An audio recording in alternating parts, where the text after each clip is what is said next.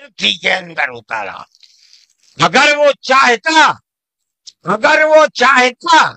तो आदम को अफ्रीका में उतार देता, अगर वो चाहता तो आदम को अरब में उतार देता, अगर वो चाहता रूस के अंदर उतार देता। लेकिन नहीं, वो भी जानते हैं, हम भी जानते हैं, हमारा अकीदा है, हदीस से अकीदा है कि आदम को दुनिया में उतारने के लिए इस भारत की धरती का इंतखाब किया गया। इनके पास कोई आसमानी किताब नहीं है। मैंने बड़े बड़े धर्म गुरुओं से पूछा कि आदम जो सबसे पहला आदमी है आसमान से उतारा, अल्लाह ने उतारा, वो आदमी किसकी पूजा करता था? कोई नहीं था।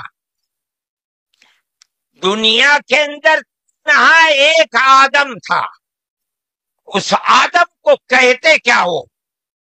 लेकिन चूंकि कोई आसमानी किताब नहीं है, इसलिए लोग मुख्तलिफ बातें कहते थे। लेकिन बड़े बड़े धर्म गुरु यहां तक पहुंचे, उन्होंने कहा कि हम उसको मनु कहते हैं। सही बात है, हम आदम कहते हैं, ये मनु कहते हैं। हम आदम की औलाद को आदमी कहते हैं। अंग्रेजी बोलने वाले एडम कहते हैं, फारसी और अरबी बोलने वाले आदम कहते हैं, और ये उसको मनु कहते हैं जो इस भारत की धरती के ऊपर उतरा। हम आदम की औलाद को आदमी कहते हैं और ये मनु की औलाद को मनुष्य कहते हैं। सवाल ये पैदा होता है, मैंने बड़े बड़े धर्म गुरुओं से पूछा, जब कोई नहीं था, न श्री राम थे, न ब्रह्मा थे, न शिव थे, जब कोई नहीं था तो सवाल पैदा होता है कि मनु पूजते किसको थे? कोई कहता है कि शिव को पूजते थे, लेकिन उनके पास इल्म नहीं है। बहुत कम लोग ये बताते हैं कि मनु कुछ नहीं था दुनिया में, वो ओम को पूजते थे। मैंने कहा ओम कौन है? बहुत से लोगों ने कहा कि वो एक हवा है जिनका कोई रूप नहीं है, कोई रंग नहीं है, वो दुनिया में हर जगह है, हवा हर जगह है। उन्होंने आसमान बनाया, उन्होंने जमीन। मैंने कहा कि अरे बाबा, इन्हीं को तो हम अल्लाह कहते हैं, इन्हीं को तो तुम ईश्वर कहते हो, इसी को तो हम अल्लाह कहते हैं। फारसी बोलने वाले खुदा कहते हैं, अंग्रेजी बोलने वाले गॉड कहते हैं। इसका मतलब ये है कि मनु एक अल्लाह, मनु यानी आदम, एक ओम यानी एक अल्लाह को पूजते थे। ये हमारे मुल्क की तारीख है, ये दुनिया के धर्मों की तारीख है।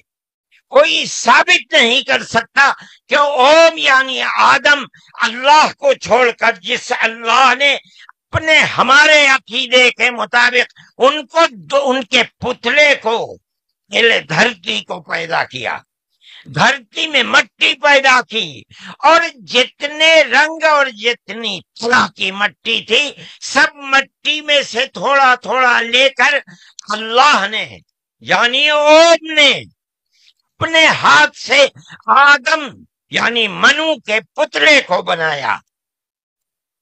इसीलिए हदीस में आता है कि जितनी तरह की, जितने रंग की मट्टी थी, आदमी आदम की औलाद, मनु की औलाद, मनुष्य की औलाद, वितने ही तरह, वितने ही रंग की बदली।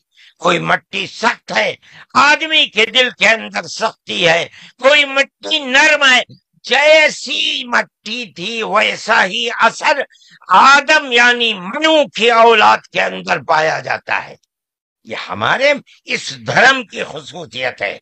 इसका मतलब है कि सबसे पहले ला इलाहा इल्लल्लाह की आवाज हिंदुस्तान की धरती पर उतरी है, यहां से पैदा हुई है। सबसे पहले मनु ने اوم کی عبادت کی ہے۔ اوم ایک ہے، اللہ ایک ہے، اس کا کوئی شریک نہیں ہے۔ پھر یہ چیز چلتی رہی، یہ آدم اور قوم کا یہی عقیدہ